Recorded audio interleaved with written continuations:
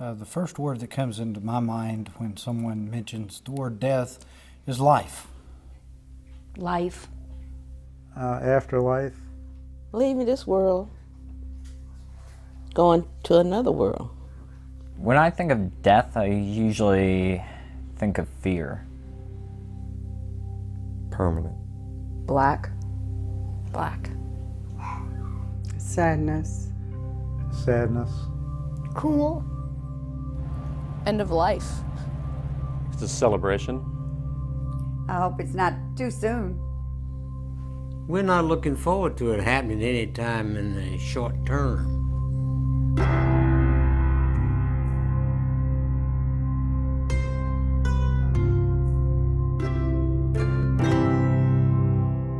The end of life. It's the end of your life, of course. Some people are afraid of it.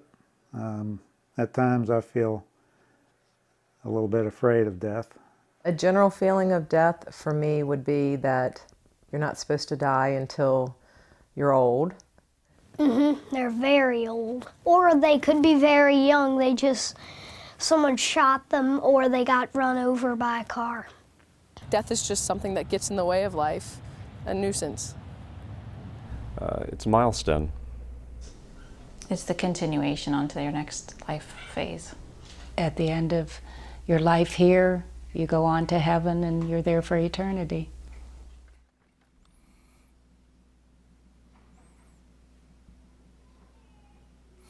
Death is a transition from this life into the next life, in my belief and in my opinion.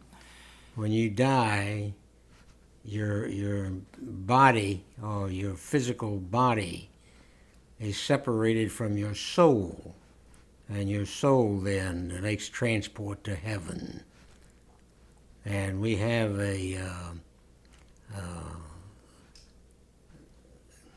what do I want to say, a service that lasts 11 months, supposedly that long taking for one soul to go to heaven.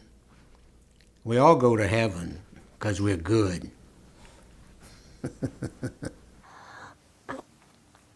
Their soul goes up to heaven. And 5 to 6 years later, 5 to 6 months later, their skin goes up to heaven.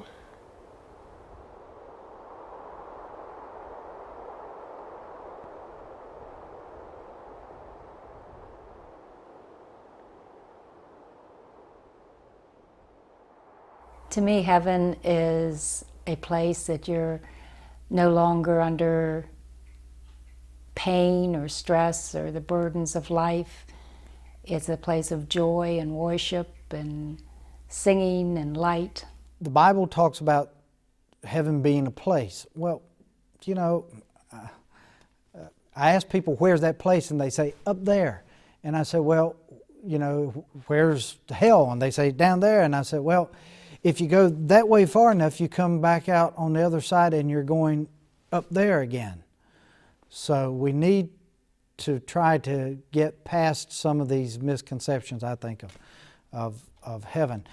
A giant house is kind of like someone who is rich. Whales, people, grandmas, grandpas, animals, living things, living dead, as I would call it. I hope for life after death, but I hope that it's actually something that I would want. Yeah, parties every day.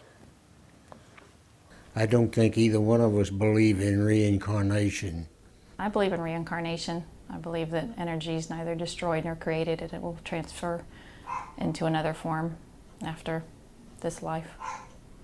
I believe when you die, you're reborn. We'll never know, I mean, until we die. And if there's nothing after death, we'll never know, because... The dirt sleep. I don't really know. I can't conceive of the people that we've lost, and we've lost so many being reunited with him. It would be wonderful, but I can't conceive of it. I just think life is over. It's over.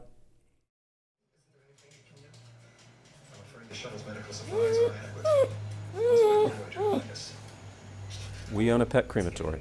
We serve quite a few families through our pet crematory, and we treat that very seriously because pets are part of a family. Certainly my dog is part of my family. I'll probably cry more than any of my children when he goes. Hey, Rusty, you give Mommy a kiss? If a human can come back and be reincarnated, an animal can come back and be reincarnated.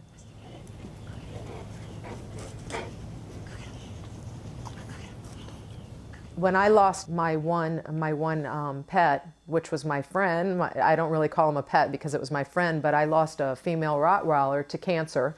I was really, really, really upset, and I was mean and upset and angry.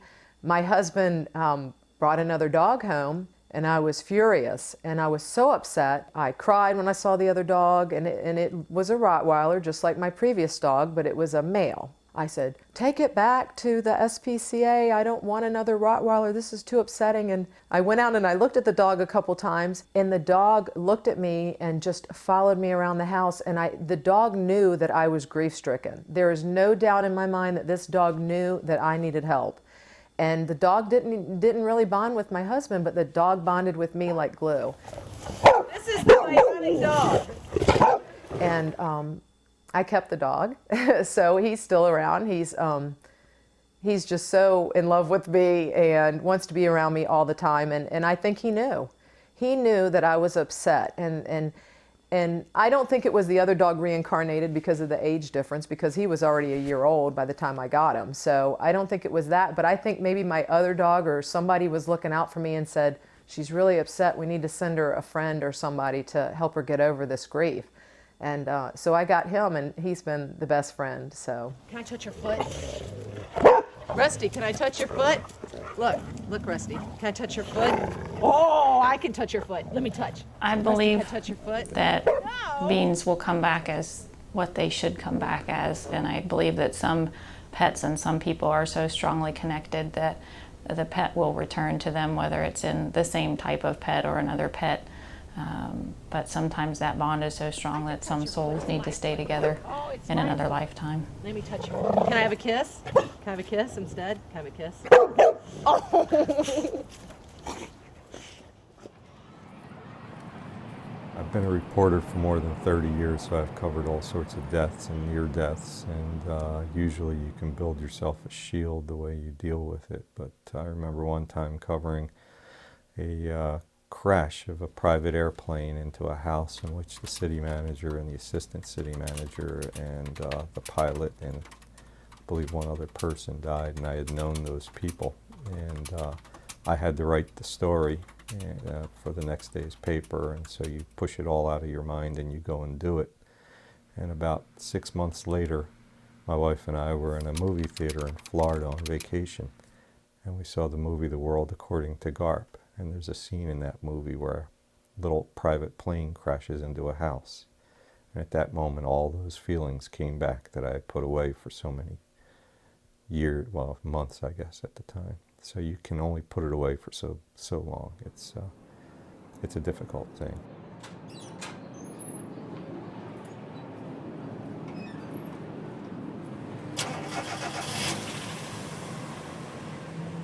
I was about 4, 5, 6 years old, something like that, and lived out in the country. And I was coming in, and I happened to see this little baby bird lying on the ground, probably fallen out of a nest. And I reached down and grabbed the bird up and was running into the house. I was squeezing that bird because I didn't want it to get away. Went running in the house. Mama, Mama, Mama, look what I got. Look what I found. Look what I got. Look what I found. And when I opened up my hand, the little bird was dead. And my mother told me then, son, I want to teach you something about this right now. The things that we try to control the most and the things that we hold the tightest are the things that we smother and we kill. But the things that we hold with an open hand and allow to be free frees us and gives us life. Now continue to go with him and keep him under the protection of your love and your grace, your peace and your hope. In your name I pray. Amen. I have a disease that's non-operative. I just found out about that last year. It doesn't bother me in the least, except for family. Concerned about family and their well-being, you know, and trying to get everything out of the way so they have less they have to deal with, and more time to get over the grieving and get back toward normal life. My experiment with death was mostly the patient. We used to try to talk to the patient so they wouldn't fear death. She didn't mince any words. She said, I'll show you on your x-ray. She says, you have cancer on your tonsil. And she says, you need surgery as soon as possible. Once you sit down and, I mean, you realize that you have no other options, and you come to terms with that, it makes the journey a whole lot easier, I reckon. Right. You know, but you got to take it in little steps, or you got to take it just a little bit at a time and try to digest it and don't let it overwhelm you. You know, because that'll run you away. That'll run you away quicker than sitting there praying all night long. Right. Once you have faced it, it's something you live with almost every day then. It wasn't something that was commonly on my mind, and I don't know if it's particularly with cancer or not. I've talked to other survivors and I've said, you know, when do you get past the point that, you know, every ache or every pain, it's kind of like, it's cancer again, it's cancer again. And they've said, you know, it doesn't go away. It's just a fact of life. You live with that the rest of your life. Well, I met a lot of patients and a lot of people's real sick. And when you go in there to give them medication, they would say, just give me something so I can die. And this one man that I met, every time I would go in there and take his medication, he was begging me to give him something to die. He wanted to die. So I told him, I said, if death walks in this room now, you'll get up and beat me out of here. And you know, he started laughing, stopped asking me for medicine so he could die. And he got better and went home. But every time I would go in there, he would beg me for medicine so he could die. I mean, I almost had a peace within me because it was like, I mean, I didn't want to die, but if that was the direction I was headed, you know, I knew that's what the end of your life is. You were just passing through here. So it was like, you know, I was okay with that, but, you know, not ready for it. But if that was the final thing, okay. But to think that my family would, you know, possibly even have to go through my death was like more than I could handle. And that's when peace comes to the family, you know, and the family gets closer. Right. You know, well, it's I might be leaving, but in that process, I'm bringing the family closer, and a lot of different things that happen in our lives we've been able to talk about and deal with, you know, ahead of time. I'm a manager at a water park, an indoor water park. I was the manager on duty. I was switching off with the other manager coming in. As I was leaving, just walking out the front doors, I heard 2 very long whistle blasts, and that's our way of activating a life-threatening emergency. And I look over to the pool that it was happening at, which happened to be right next to me, and I saw someone pulling out a little girl who wasn't moving. So I grabbed a pair of gloves, threw them on, grabbed our bags that we have, and so we did everything we could. We tried. 911 was obviously called. They came around. We did a shock, so she had a shockable rhythm in terms of a heartbeat.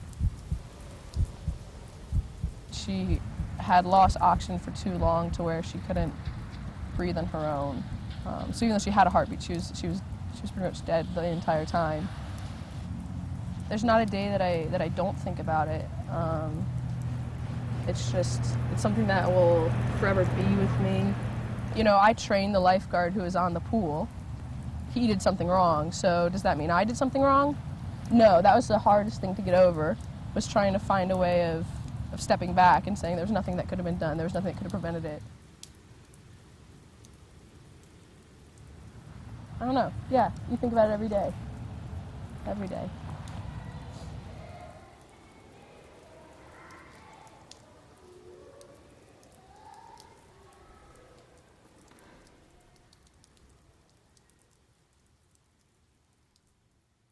Oh, I spent a lot of time in the funeral home as a teenager, but it was mostly washing cars and vacuuming and cutting the hedge and cutting the lawn. So it truly was a family business, and we took on all aspects of the business.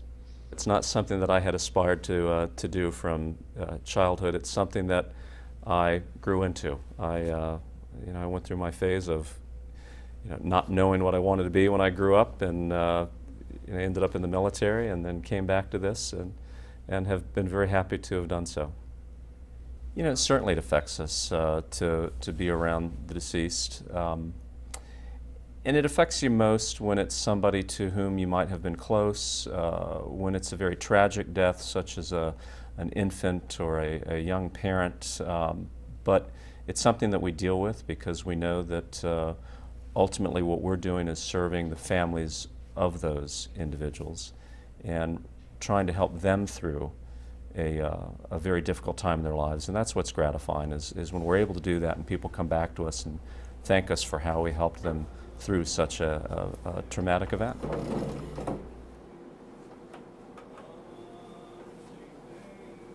I know I just don't want it to be a lingering process. I hope I'm one of those fellows that goes to sleep one night and just doesn't wake up. I don't want to be hooked up to machines, and I don't want to personally go through that, and I don't want my family to see that.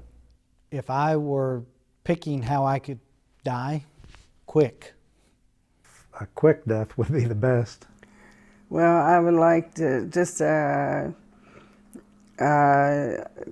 die instant. I don't want to feel any pain. I just want to die instant. Like with a heart attack or something like that. I don't want to die of cancer or something like that. I'd rather die with the heart attack. Preferably a nice quick heart attack. I would choose a heart attack. I don't want to be sick for a long time and have to linger in the hospital. I don't want to die in a hospital because I don't like hospitals. And I wouldn't want to die in bed. I would want to die doing something that I enjoy. I would accidentally make this juice, and I would accidentally tip it into electrocute, and then it'll mix up with it, and then I'll come back and I'll say, here it is, and then I would drink it, and it's going to make me so smart. The first way is when I'm really old and just in my sleep after living a happy, fulfilling life. My brain will explode, and then pieces of it will fly around, and then earwax comes exploding out of my ears, and throw up comes blasting out of my mouth. The second way is also when I'm really old and I'm with a very young and attractive woman. My eyes pop out. My eyes go 12 feet out of my head into a ball of water, into a cup of water. Then I explode. my legs turn into fire logs. My arms, my arms turn into metal containers. My nose becomes a tool for a nail to hammer in, and that's how I died. And that's the coolest way I could die. If I could pick any way to die, I would want it to be in some public fashion, so that way my death would spark a change. You know, if you want to do it as a fun thing, man, I would love to be the one that had Osama bin Laden and bringing him back and saying, hey, folks, here he is. I died getting him. The selfish scenario would be you're very old and you're still fit and you spend the morning fly fishing and it's been a good morning, and then you eat lunch and you lay down on a sunny field and you go to sleep.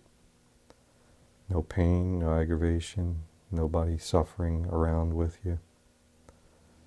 But it's not a daydream, it's not something I hope for. Very quietly in the arms of my family. That's probably the most heroic thing that we can do. And being in good graces with my family. Death is a type of thing. He has a circle head. He wears a Darth Vader helmet over him, and his hands are actually mini tornadoes. His legs are metal cans with fire blasting out of them, and the tornadoes can spray anything except ice out of them. And he has a badge on his black shirt with a D on it. He's the person who fights people for USA. He's actually a superhero. When he's the person who fights good guys, but when any guy, he's kind of like the doctor. He's on both sides. He likes grapefruits. He likes chili and grapefruits. He likes fruit and grapefruits. He likes chili. That's his favorite soup and food. He loves chili. I'm not afraid to die. I just kind of am afraid of how I'm going to die, if you will. I thought had to be something wrong with me because I didn't know what a panic attack was. It took all rationality out of my mind, and for a while they got really bad and I didn't like leaving the house.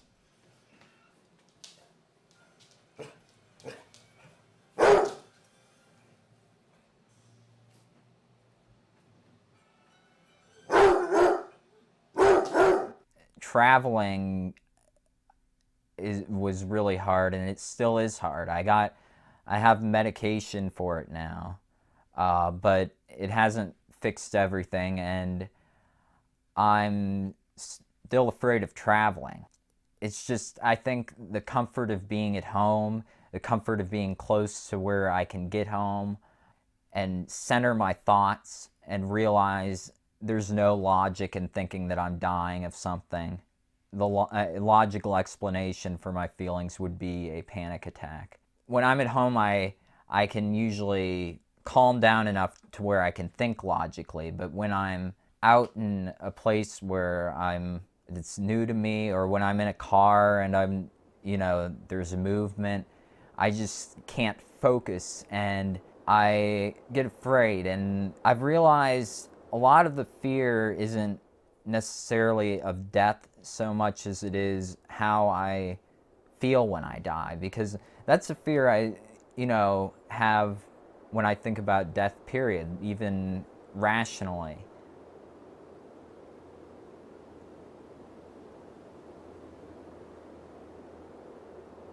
Oh, I think like anybody, when I was a child, I was frightened of death, but now it's something that I understand. It's a natural process. It's part of who we are, and I've accepted it. We need to go beyond just the limited human understanding we have about death and dying and what it means to be on this earth and what it means to be in the hereafter. And I realize, being a Baptist, that some of the things I'm saying right now may not go over very well with some of my brethren, but that's okay. It's what I've come to understand and what I've come to believe and sense, that people are with us. And when I see that person that's dying and they reach out to someone and you ask them, who are you reaching for? And they say, I see my mother and she's there for me. And I'm reaching out to her. She's wanting me to come. I can't help but to say there are spiritual dimensions we don't understand. The second you stop breathing, be ready for a big surprise.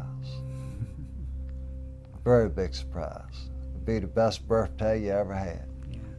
Herb is 84 and I'm 80, and we're still active. We're on a lot of medicine, but that keeps us healthy, and we're still here because we want to be there for each other, and we wake up and enjoy.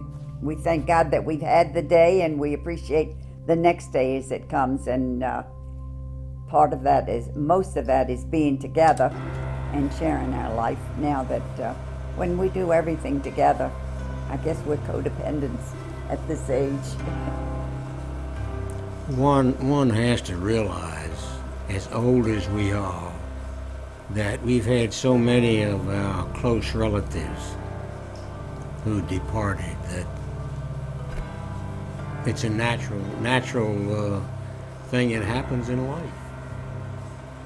You never get used to it, and it's always sad, and you always miss them.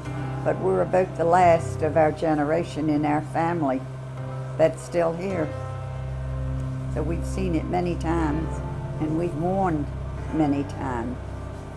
Well, we're certainly not morose, and we're not looking forward to dying. We don't expect it to happen. When it happens, it will happen, and we'll have to accept it. But we're not worrying about it, and we don't think it'll be tomorrow.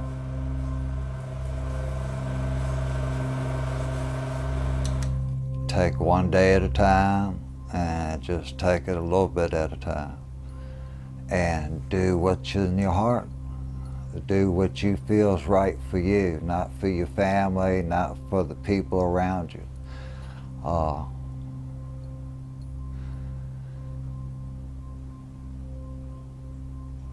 It's your life. It's your death. Death is a thing that you're gonna have to experience, because everybody's born and everybody's gonna die.